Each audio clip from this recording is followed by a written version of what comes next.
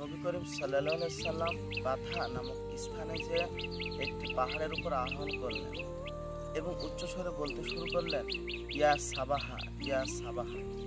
ইয়া সাবাহা হলো হে ভোরের বিপদ। অল্পক্ষণের মধ্যেই সমস্ত কুরাইশ নেতা একত্রিত হলো। তখন মুহাম্মদ সাল্লাল্লাহু আলাইহি ওয়াসাল্লাম বলল, আমি যদি তোমাদেরকে বলি সকাল ও সন্ধ্যায় তোমাদের উপর আক্রমণ আসবে, তোমরা কি সেটা বিশ্বাস করবে?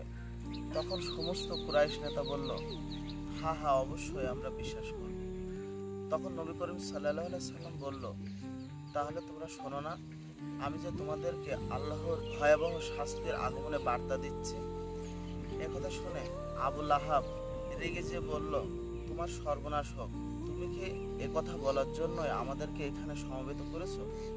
তখন আল্লাহ সুবহানাহু ওয়া তাআলা 111 নম্বর সূরা লাহাব নাজিল করলেন, ধ্বংস হোক আবু লাহাবের হস্তদ্বয় এবং সে নিজেও। ওর ধন সম্পদ ও তার উপার্জন কোনো কাজে আসেনি। অচিরেই সে শিখাবিশিষ্ট জাহান্নামের আগুনে প্রবেশ করবে এবং তার স্ত্রীও যে ইন্ধন বহন করে, তার গলদেশে খেজুর বাকলের রজ্জু রয়েছে।